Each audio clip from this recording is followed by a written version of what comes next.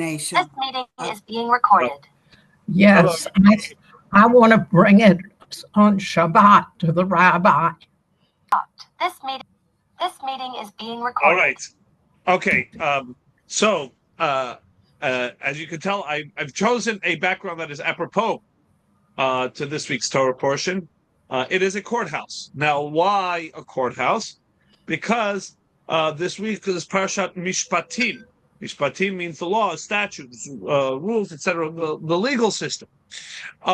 There is a lot to discuss in this regard that this is the parsha that immediately follows on the Ten Commandments, not just in the sense that it's the next Torah portion, but really the Ten Commandments was the last thing, almost the last thing in last week's Torah portion. It wasn't like there was a whole narrative that was being introduced after the Ten Commandments in the last week's Torah portion, and then we kind of get onto different topics, and now we have this week's Torah portion. No, in a very real way, the topic of discussion from last week flows directly into this week. The topic of the Ten Commandments flows directly into what we are talking about this week. And not only that, but if that wasn't enough connective tissue, as it were, the parsha begins with the word ve'ele hamishpatim, which means and, right? Now, that's generally, as we have always learned in a grammar class, not the way you begin a sentence. You don't begin a sentence, let alone a paragraph, let alone a book, with the word and. Now, it happens to be that it's not uncommon in the Torah to do so. But what makes it particular, like it says, Vayikra Hashem, Vayidaber Hashem Moshe Lemor, right? The va is so common, in fact, that it has become almost synonymous with a biblical jargon, right? If somebody wants to pretend that like they're quoting a verse from the from Scripture, even if they're not, if they're making up some verse, if they're pretending that they have a verse from Scripture, whatever it is, what is going to be the way they invariably begin the verse? And the Lord looked down, right? Just and you're going to start it with the and he's right because that is it's so typical for a quote or a sentence of Tanakh to begin with an and that it almost becomes the way that the default, right? You can't begin a quote from Scripture without the and. Now, having said that, for the most part, okay, while the language police might have an issue with it, your grammar teacher, it's not that major of an issue, except when you have, in this case, the word ele, which means these, and when you put an and in it, you change the entire context of the word, the entire meaning of the word. Ele, on its own, means, when you say the word these, that's an exclusionary statement. These are the things, exclusive to this. And if I say, these are the things I want you to take on the trip, what does that mean? These things are not other things. Right? Right. These means that you're creating an exclusionary statement. When you add the word the and these are the things, then by definition it's an inclusionary statement. And these, which means there's clearly other things as well. Right? Rashi cites the Talmud immediately and makes this point. That usually the word Eila is lahotzi, to exclude things. In this case, the vav means that you're adding things. And what is it being added? It says that and these. It's saying that what was given out Sinai, one might assume the Ten Commandments only were given out Sinai. When the parsha therefore begins and says, and these, Ma'elu misinai, af elu misinai. The Torah is going out of its way to say that just as the 10 Commandments were given on Sinai, so too all the mitzvot, including all the ones that are in this week's parsha, and this is the parsha with the most such mitzvot. This is the second most is Parshat Ki Tetzei, but this one is the most depending by certain counts, depending on whose count you go by. But there's nearly 100 of the 613 mitzvot in one Torah portion. That's a remarkable thing because there's 53 Torah portions. Over the course of 53 Torah portions, that means you have 630 mitzvahs. That's give or take 12 mitzvahs a Torah portion, right? Something in that ballpark. So when you have nearly 101, that means that this parsha is almost 10 times more than the average in one Torah portion. Every verse is like leads, and there's so much of the fundamentals of Judaism can be found in this week's Torah portion. But by the name of it, the fact that it is Mishpatim is an indication that what general category of mitzvot are we talking about here? Statutes. This civil laws. In other words, laws that are the backbone of a functioning society, laws that are intuitive and they make sense, etc. We've talked about, and we will not, in a sense, go in this direction so much in this lesson. But there are three general categories of mitzvot. Mishpatim are the, as we said, the civil laws, the ones that, as the Talmud refers to them, make such intuitive sense that even had the Torah not been given, we would have known to do these things intuitively. We would have, for example, even been able to look at the animal kingdom and even see that even animals respect certain principles. For example, including in this is obviously no stealing, right?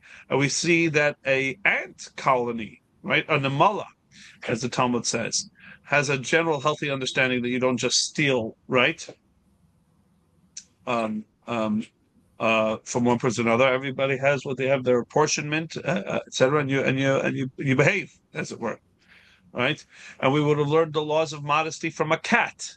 The Talmud says that doesn't defecate in public, right? So the Talmud says that there's a certain amount of inherent intuitiveness to mitzvahs of the Torah, and those generally fall under the category of mishpatim. All right. Then there's the Eidot, and then there are the Chukim, mitzvahs that are testimonials, right? We would not necessarily know to do them without knowing a backstory. The Torah has to tell us a backstory that because Hashem rested on the seventh day, so too we do. We wouldn't know that intuitively. We wouldn't know that on the day of the week called Saturday, you have to rest and eat gefilte fish. That's not intuitive, but once it's explained to us, then it is rather intuitive. Or rather logical. And then you have the last group of mitzvot, which are called the chukim, right? The chukim are the statute, right? Or not statutes, depending on, these are words that, but the mitzvot that make no sense whatsoever. And some of them are also in this week's Torah portion, right? Like milk and meat, etc. That even after the Torah gives us the mitzvah, the Torah doesn't give us a reason, and really there isn't a reason in our world. But for the most part, the vast majority of the mitzvot associated in this week's Torah portion are the mishpatim, are the mitzvahs that make intuitive sense. They are the backbone of society, and to a certain degree, we still see that the world, the Torah and the Jewish people have taught the world, even now going on 2,500 years, 3,000 years since the giving of the Torah, the basic rules of a moral society are still very much the rules that the Torah introduces to us in this week's Torah portion. But what is remarkable, what is truly remarkable, is the nuance and the detail that this parsha gives us, which is so important. And it's also important that it follows in the immediate aftermath of the giving of the Ten Commandments, because the Ten Commandments are very much kind of classic fundamental principles of Judaism, right? And by the way, this is for the most part, most religious ethos, etc. They say, okay, well, it's our role to give you the kind of the generalities, and then we'll leave it to any given society to really fill in the blanks. What is remarkable about Yiddishkeit is immediately after Hashem gives us the 10, he then follows up with it and goes straight into the parsha with the most detail. And making the point of Elu Sinai, that don't just think the big ideas were given at Sinai, or the broad strokes were given at Sinai, but the nitty-gritty details of a civil society, etc., was given at Sinai. For example, even in the first Aliyah already, you have the 5 measures of recompense that you must give if you cause damage to an individual. 5. There's 5 measures. I don't even think that, for example, nowadays in the American legal system, that they have it so clearly delineated, or an insurance company in its payout understands. But there are 5 different measures of recompense, and they are enumerated in this parsha. They are nezek, tsar, ripoi, shevet, and boshet. Let me walk you through the 5. Nezek means damage. Tsar means pain. Ripoi means basically medicine, a medical. Shevet is convalescence, superior you're out of work, and boshet is embarrassment. That's the one that is fascinating, right? Absolutely. But it's there. Now today you have it. It's called emotional damages, right? Pain and suffering, right? But It's not the same. It's not the same. But in theory, can you make a case? But that's my point. It's not a default. A good lawyer could try and make the case, right? But it's not it's definitely not a default. In Yiddishkeit, it is. Nezek is simply the best way to measure nezek is the damage. Let's say again and this applies, by the way, to anything you'll damage, not just a person.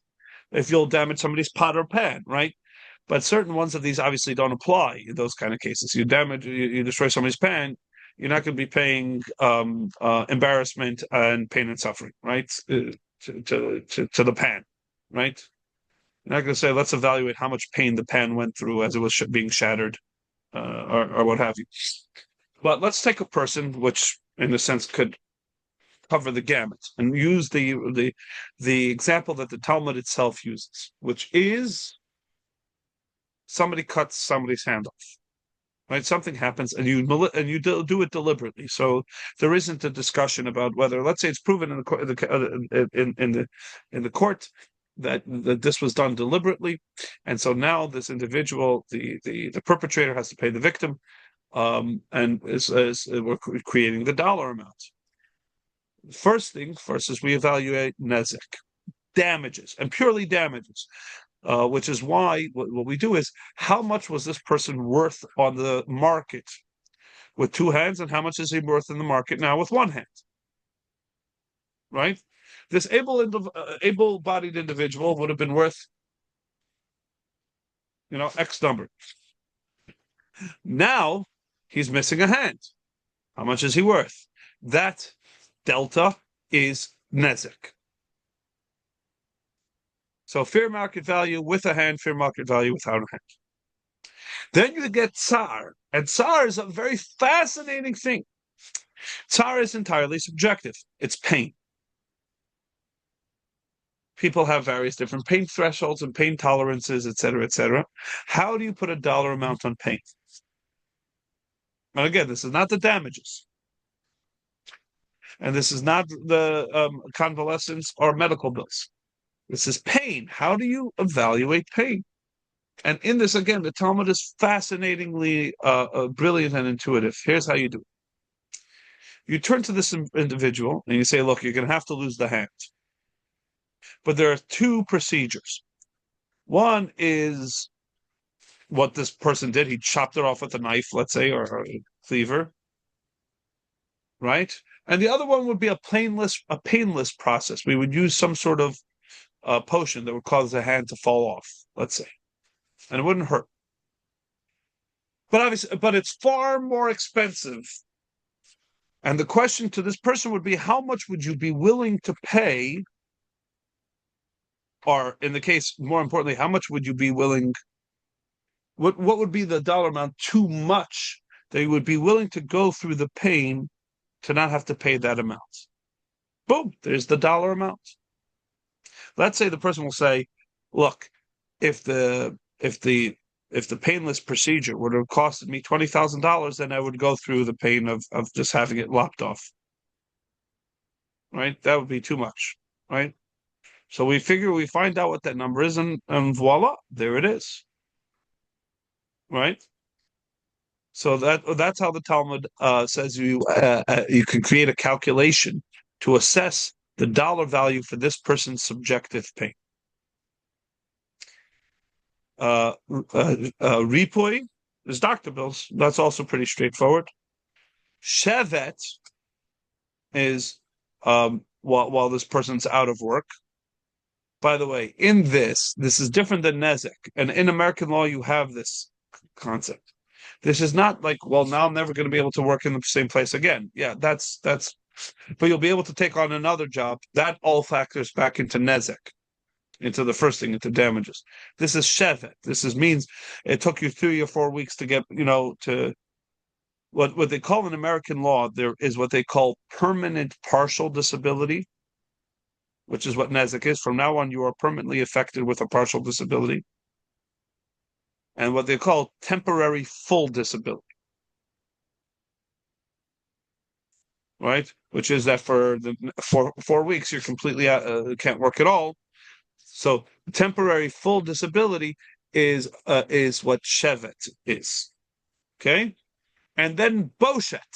Boshet is the most subjective of all, and there really isn't a defined calculator, because it comes into many factors come into consideration. Let's say somebody got slapped across the face, right? So there's going to be little damages that are going to be paid, little convalescence, probably a little bit in the doctor bills.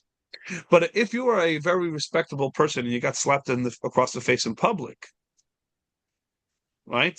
There could be quite a large boshet payout, quite a large embarrassment payout.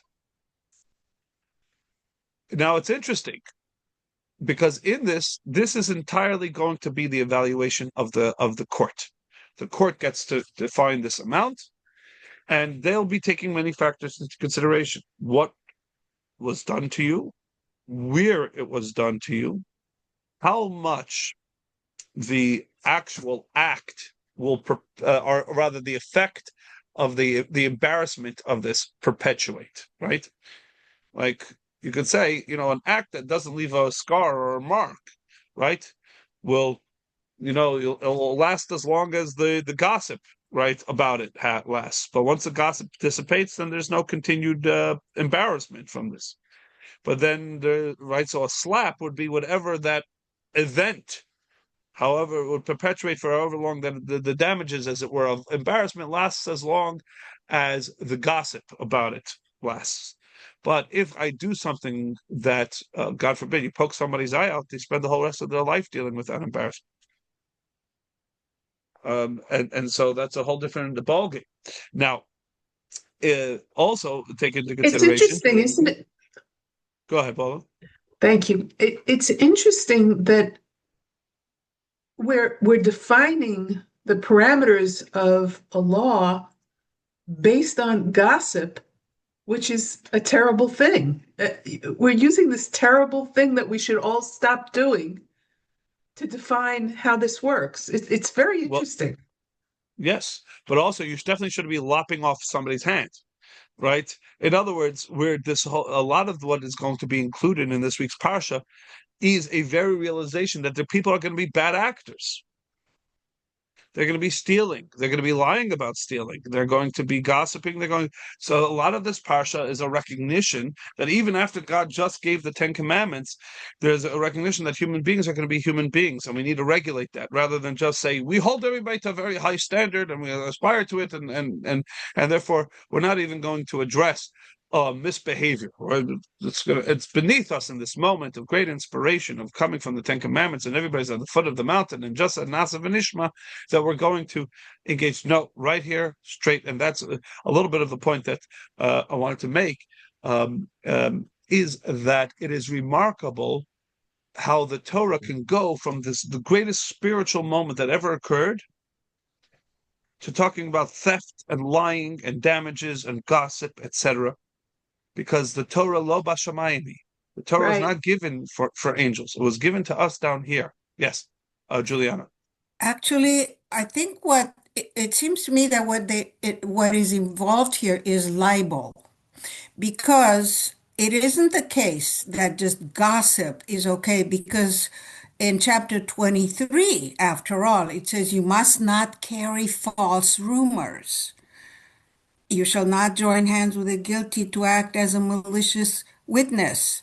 So strictly speaking, you shouldn't be gossiping in the pejorative sense of just if people talk about someone who has done something bad, they may be doing it to warn others, which is not a bad thing, to say nothing of the fact that reputation also translates into customers and so on.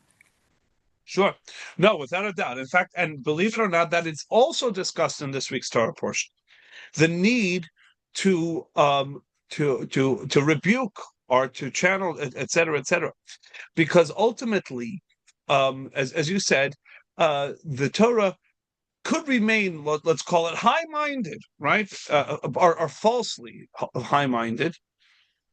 But then it can recognize, and so there's going to be times that you're going to, as you said, Juliana, have to talk negatively about a circumstance or a situation. But you have to be careful about that too. You have to understand that this is obviously a very delicate license, right? And one has to be very careful, right? Unfortunately, we all oftentimes lead with our emotions and feel justified in sharing of a negative behavior, and we feel justified in it, and maybe we are justified, but maybe we weren't justified to go that far in our hyperbole about what they did wrong, etc. Right? And so there's always the considerations. What we see from here is remarkable. We're talking about 3,000 years ago. How careful the Jewish people have been in assessing dollar amounts of damages that go beyond just the actual damage. And can you imagine? Think about what the rest of the civilization was doing at that time. The barbarism that was humanity at that time. And here, in a Jewish court, if you slapped somebody, right, let's say in public, you know what the Talmud is telling us? And don't forget, the Talmud is still thousands of years after the fact, that even in the days of the Talmud, this is still cutting edge, or forget cutting edge, still about 2,000 years ahead of anybody else. Don't forget, you know how long ago it was in England? I went to the Tower of London. It's an interesting place to go. Not the Tower of London, the London Dungeons. There's the Tower of London over there. Obviously, you go to the Tower of London, you see the crown jewels and all that kind of stuff. But if you go to the London Dungeons, it's fascinating because they show you what the history of the judicial system in England, and they were barbaric. There was on the wall a list of all the things you could be executed for in England, and it wasn't even 100 years ago. No, I'm sorry. Let me take that back. It was. I want to be a little bit more accurate at the time that I'm talking about being careful. It was probably about 250 to 300 years ago. If you stole a sheep, death penalty. Like all these things, a huge list. I mean, it is a massively long list of things that you would get executed for in England. And what's remarkable is millennia before that, the Jewish courts were so careful about not executing somebody that they said that if one person got executed every 7 years, it would be a bloodthirsty bloody court. court. Yeah. Now, having said that, let's back up again. So, for example, if you just give somebody a slap across the face, the Talmud sits there, and in public, the Talmud sits there and deliberates as follows. Was it a forward slap or a backhanded slap? Because believe it or not, the Talmud assesses different amounts. A different amount, and it gives us the measure. You slap with the palm, it's 100 zuz. You slap with the back of your hand, which is a far more dismissive move, and it's 200 zuz. It depends. Is the person doing the slapping a respectable person or a not respectable person? Is the person who's receiving the slapping a respectable person or not a respectable person? All these things get factored in because a respectable person getting slapped backhanded from somebody who's not respectable is let's say on the far end of the extreme of an embarrassing event. Right, versus somebody who's not respectable getting slapped by somebody who's respectable. Most people would probably say, "Oh, he probably, and they wouldn't even talk about it because it wouldn't be so noteworthy, as it were." And I'm not going to say whether it deserves it or not, because clearly it's a case where the person doesn't deserve it, or else these damages wouldn't be assessed. But that we're so nuanced in terms of the level of embarrassment that this moment or this event garnered is a remarkable testament to how eternal the ethos, the morals, the laws of the Torah are. Because again, most societies today would only aspire to have that level of care to injustice. And having said that, and again, there's going to be a little bit of a shorter class today. I've got to run in a few minutes, but I do want to point out that with all of that, and with the fact that the Torah says justice, right, is so important, and there's Mishpatim, and there has to be, and we said very important words that are said in the same aliyah that talks about all these. It says Dal lo tedar berivo. You should not give any bias to a poor person in their court case, in their dispute. You say, look, he's gone up against an incredibly wealthy guy, right? Let's throw it this poor guy's way. Right? I remember we took a tour of a courthouse, so we sat in on a case. We were just in the gallery. We were passing through a case. I remember it struck me. It struck me very strongly because we watched it to the end. It was a quick thing. Well, it was about a tenant and a landlord, and the landlord was suing the tenant because the tenant, on the way out of their rent or whatever it is, pulled their frames off the wall, their pictures off the wall, and left holes all over. Pulled it out of the drywall. Remember, we were like 12, but I still remember some of the details. Whatever. Wow. But he pulled the left the holes. Now you can imagine what.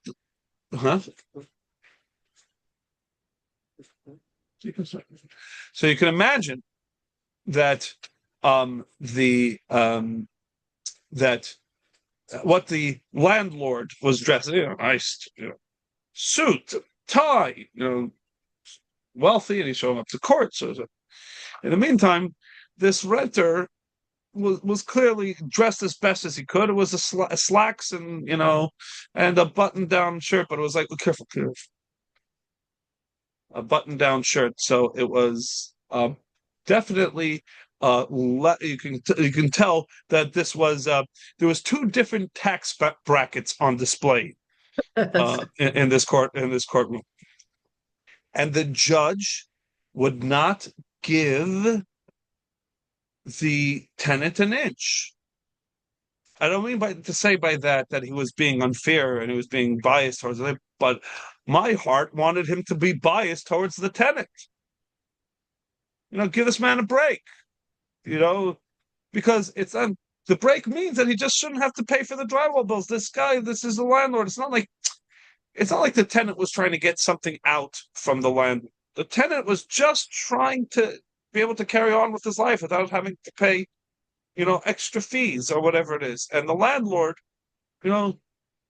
but this was a very important lesson in justice. It wasn't about what the sentiments are. What is the law? And was the tenant guilty of breaking the law, or in this case, causing unjust damages to the landlord? And he was. And the court found him guilty and awarded the landlord. And I didn't like it, but that was right. It was right and it was correct. That's what the Torah says. Charity and justice occupy, for the most part, they're two different pillars, two different but necessary pillars of society. And you can't really do a case of charity while justice, because then what you've done is a disservice to the justice system. And that is key, and it's important to note. And the Torah sets a very clear rule. Having said all that, and this is what I want to finish, the Torah does make it part of law that you need to be a good person. Being a good person is not extra. Being a good person is basic, the basic responsibility of human beings. The proof of it is in a couple different cases mentioned in this week's Torah. One is the famous dinar de bar mitzvah, the idea that there's only a passing reference to it. It's not mentioned. It's not where the law comes from. You come back and then come back. You have to do a U-turn. It's right here. Sit here. You have to go. What? Oh yeah. Okay. So and it's all better if you don't. You can just pick up just what's in there. Yeah. It's just a sushi. It's paid. Everything's just pick up the sushi. So that this is not where the source of this law is. But the principle, if you're familiar with bar mitzvah, is the neighbor law, the neighbor clause. The right of first refusal belongs to the neighbor, right? If I am trying to sell a piece of property, and I have it, and I have two people that want it, both are willing to pay the same amount of money. One of them is somebody, a Johnny off the block, and one of them is a neighbor. I have a legal obligation to sell it to the neighbor,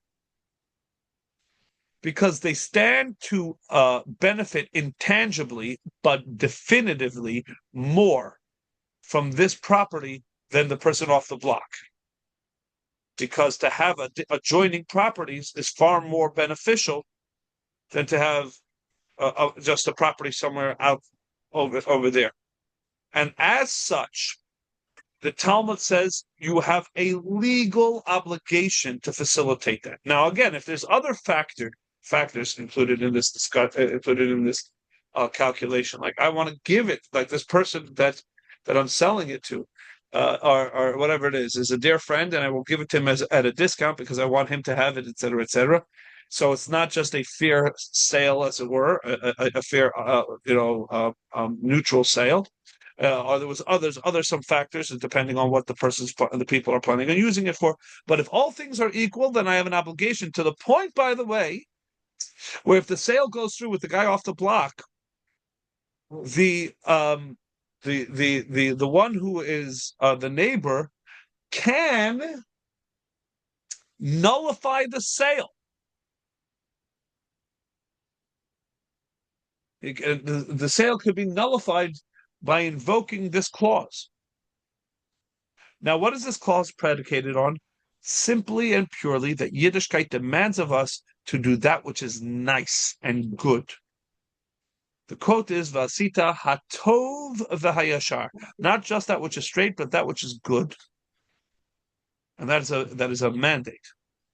The second mandate is directly in this week's Torah portion, and it caps off an aliyah that discusses all these civil matters back and forth, and it, in a sense, to kind of drive the point home that don't think from this that we are, let's call it, ruthless capitalists. Ruthless capitalists. I'm not saying that. In fact, obviously, we see from the system that America, that the Torah does subscribe to the general principle of capitalism.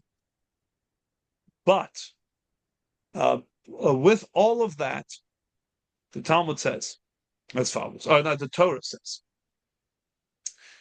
It says, you will be walking down the street, driving down the street, riding down, whatever it is. Kitire chamar saunacha. And you will see the donkey of your enemy. V'rovetz tachat masa'o. You see that it is struggling under its load.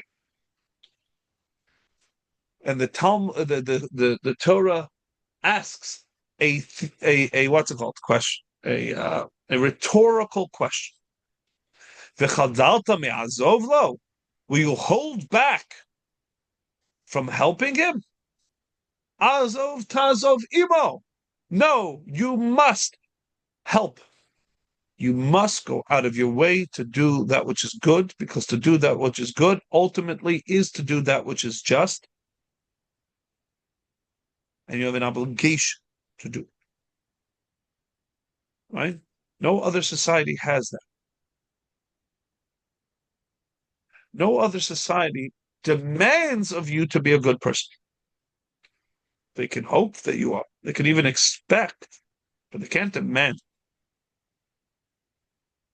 God says, no, it is demanded of you to be a good person. And so when God gave us a Torah, he did not just give us rules to live by so that a society can function and flourish. These rules are all, the common denominator between all of these things is that they are the right thing to do. Not because you're in some sort of social compact that if you do it, it goes around, comes around, and if you want to be able to benefit from society, then society has to be a society built on principles that everybody helps each other. No. What's at the core of these of this is that God demands of you to be the creation that he created when he created human beings, which is a very different outlook. When you say in society, you use this expression, oh, they're human. Is that an excuse or an aspiration? It's used as an excuse, but it should be an aspiration. Correct. In society, it's used as an excuse. They're only human. We have very low expectations for a human being in society. Right? They're only human. What can you really expect of them? So the laws are only in place so that nobody takes advantage of another, and that each one of us get at least some kind of chance to succeed in this brutal, cruel world. Yiddishkeit has a very different understanding. We were just at Mount Sinai. Let's tell you what Mount Sinai is about. It's not just about having these high ideals, or whatever it is somebody can live like. No, you're going to embed these as the basic backbone, not only the backbone, but the details of society. Why? Because here in Yiddishkeit, we expect you to not be the lowest common denominator, but what is the Yiddish version of saying human? How do you say that word in Yiddish? Human being. A mensch. When somebody says, oh, he's a mensch, is that an excuse or an accolade? It's an accolade.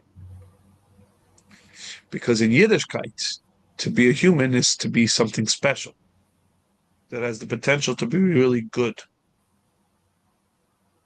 And that's default. That's the default setting. The default expectation is to be a mensch. Zaya mensch. A mensch, even if it's the donkey of their enemy, would take the moment to do that which a mensch would do. Yiddishkeit says that's not extra. That's not a bonus. That's basic expectation. In fact, so much is that a basic expectation that it's actually a demand. And so from this parsha, on the heels of the Ten Commandments, we learn was meint zu sein a Mensch. We learn what does it mean to be a Mensch. What does it mean to be a basic human being? Basic law-abiding human being means you are incredibly careful in terms of your justice, that everything should be meted out correctly, and there should be all the layers of recompense, and it should be analyzed judiciously. And then there's an expectation also that you go above and beyond that which is straight to do that which is good. Yes, Paula. What do I say to my beloved husband when he says, greed is a human trait? We need to rein it in, we need to channel it, but it's greed and it's a human trait. I would answer as follows. Greed is a trait that human beings also have. Other creatures have it too. As human beings, we can be more adept at these things than any animal could ever wish to be. Careful. Asceticism is also a uniquely Jewish trait. True sympathy is also only a human trait. I don't mean I said if I was Jewish, I meant human. Human beings, definitely, as we pointed out last week, are a hot mess, right? We're capable of a lot. And a lot of that's negative, and a lot of that's positive. And to call somebody, oh, they're only human, and by that we mean basically they're an animal. That's to let a human being off way too easy. And it's selling a human being short. A human being has an expectation. So yes, is it a human trait? Yeah, but not a uniquely human trait. And I say, you know what, alongside greed, you know what another human trait is? Charity is a human trait. Even children are charitable. We expect it from children, right? It's unacceptable from our part if we don't see a child being charitable. You have 5 blocks, this child has no blocks. Give him one of the blocks. Right? We expect the child to be able to understand that. You couldn't reason like that with an animal. True. So at the same time that greed is a human trait, so is charity. At the same time that avarice is a human trait, at the same time that all these are traits, then the flip side is also human beings are nuanced creatures. Now the question is, do you hold us to the lowest common denominator or the highest common denominator? What is expected of a human being? And this parsha lays out that what is expected from a human being is to rise, not to fall. As the expression of Shlomo HaMelech, Ruach HaBehema Yored Hilamata, Ruach HaAdam Ola Hilamala. The spirit of the animals to descend, while the spirit of the person is to ascend. And that's the key. Doesn't mean by default we're going to be perfect, but by default we should be. By default our default setting is to not only aspire but to actively work. And we all know this intuitively. This is what we do with our children, right? We don't allow for them to say, "Oh, they're just human," right? Oh, he's bullying. Oh, that's because it's the law of the jungle. What do you really expect? No, we pull our child aside and we say, "No, you cannot bully." Just because you can quote unquote get away with it. No, you're not. I'm not going to let you get away with it. Not just because it's going to come back to haunt you later or whatever it is. Our society has this, and it's just a mess. It's because it's not the right thing to do. Say a mensch. Be a mensch. And that's what's important. Do we stop for the red light, even if it's 3 a.m. and nobody's around? Right? Yeah. Right? Yep. And that you have to be a mensch, right? All right, everybody. Thank you. In other words, who are you stopping? This is the key. Who are you stopping for the red light at 3 a.m? For yourself. For yourself, that you remain a person that follows laws, etc., etc. Nobody's looking, nobody cares, and ultimately you're not a threat to anybody or to society if you don't. But you need to be a mensch. And so you're stopping at the red light at 3 a.m. for you. And for your integrity. Small detail to Yes. say this, some laws should be disrespected, but not the Torah. I get it. Right. And by Montgomery the way, County even should that, by the way, understand that the lights at 3 a.m. don't have to be as long as they are. What can I say? right. By the way, but 100%. But by the way, on Juliana, and it's a point we should pursue, but it's open to a whole other can of worms. The concept of dina de malchuta dina, Excellent. which means living in a society means that by default we respect the laws, unless again they are in direct conflict with Torah, and even then it is whatever it is. But because again, for the same reason, it is an aspect of personal integrity. Are you by definition a law keeper or a law breaker?